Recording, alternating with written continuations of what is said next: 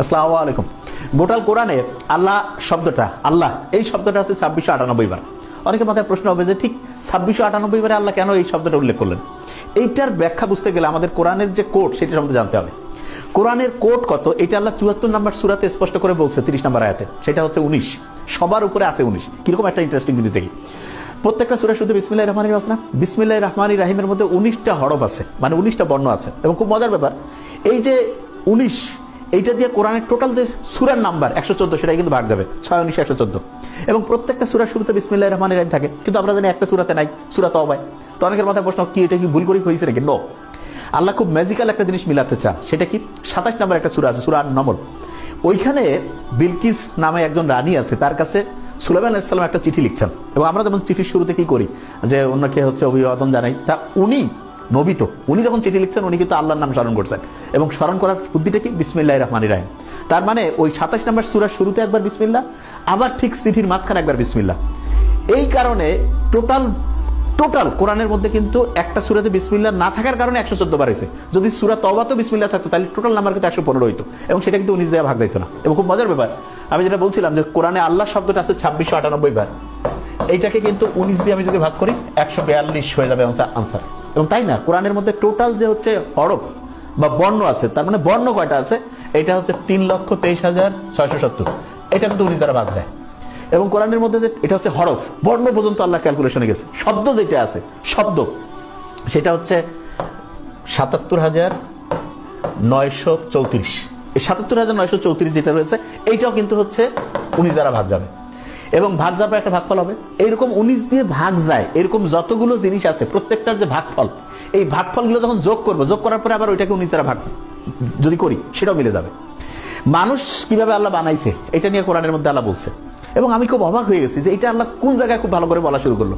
23 নম্বর সূরার মধ্যে, সূরা মুমিনুন 23 নং সূরা। এবং আমরা প্রত্যেকেই জানি যে মানুষের যে ক্রোমোসোম সংখ্যা সেটা কিন্তু 23 জোড়া। মানুষের ক্রোমোসোম সংখ্যা কত? 23 জোড়া। এবং মজার ব্যাপার, আল্লাহ গোটাল কোরআনের নারী শব্দটা এটা ব্যবহার করছে 23 বার, পুরুষ যে শব্দটা এটাও ব্যবহার করছে 23 বার। এবং এই যে 23 নম্বর যে সূরা মুমিনুন, ওইখানে যে আল্লাহ মানুষ তৈরির রহস্য বলতেছে, সেই আয়াতটা যে জায়গায় রাখছে সেটা হচ্ছে 12 থেকে 14 নম্বর আয়াত। আমি চিন্তা করে দেখলাম যে মানুষ তৈরির যে প্রক্রিয়া, এখানে খুব গুরুত্বপূর্ণ একটা জিনিস আছে যেটাকে বলে ওভুলেশন। এটা ছাড়া মানুষ তৈরি হতে পারবে না, ডিম্বপাত। এবং এইটা সাধারণত মেডিকেল সায়েন্স অনুযায়ী 12 থেকে 14তম দিন হচ্ছে সবচেয়ে পারফেক্ট ওভুলেশনের জন্য। আল্লাহ মানুষের মৃত্যুর পরে তাকে আবার পুনরুজ্জীবিত করবে। তো অনেকে কয় না যে মারা যাওয়ার পরে হাড়গোড় সবাই একভাবে কেমনে পুনরুজ্জীবিত করবে? আল্লাহ বলছে যে তারা কি সন্দেহ করে যে আমি আবার তাদের জীবিত করতে পারবো কিনা?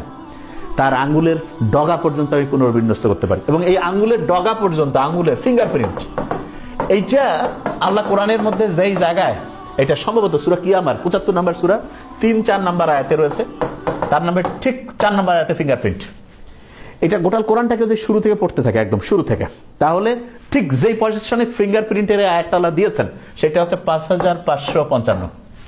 যে কেউ যদি একটু বুদ্ধিমান হয়, হাতের ডান 5টা ফিঙ্গার, বামে 5টা, ডান পায়ে 5টা, বাম পায়ে 5টা, 5 5 5 5, একদম অ্যাবসলিউটলি সেই জায়গায় আল্লাহ দিয়েছেন।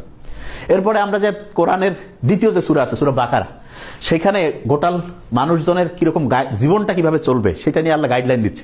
তা আমরা সাধারণত কি হয় যে একটা প্রতিষ্ঠানে যখন স্টুডেন্টদেরকে আমরা বলি যে এইটাতে তুমি কোর্সে ঢুকতেছো, কি কি পড়বা, কি কি সারবা, তখন আগের কথা বলি, পরের কথা বলি। এবং ঠিক এরকম করে আল্লাহ যখন আমাদের এই মুহাম্মদ সাল্লাল্লাহু আলাইহি ওয়াসাল্লামের উম্মতের গাইডলাইন কি হবে সেইটাকে বলার ক্ষেত্রে উনি হচ্ছে ঠিক সূরা বাকারার যে 286টা আয়াত আছে তার ঠিক মিডল পয়েন্ট কত? 143। এইখানে আল্লাহ বলতেছেন যে আমি এই মুহাম্মদ সাল্লাল্লাহু আলাইহি ওয়াসাল্লামের যে উম্মত তাদেরকে হচ্ছে মধ্যমপন্থী করে তৈরি করছি।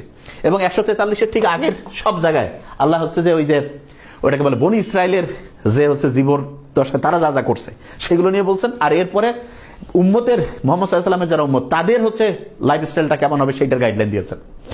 এবং খুব মজার ব্যাপার সেটা হচ্ছে যে এই যে বিসমিল্লাহির রহমানির রহিম শুরু হয়েছে না কোরআন, এবং শেষ হয়েছে কি? সূরা নাসের। বাস এই দুইটাকে যদি একসাথে করি, বিসমিল্লাহর শুরুটা এবং সূরা নাসের যে শেষ, এটার মানে কিন্তু যথেষ্ট বা পূর্ণাঙ্গ।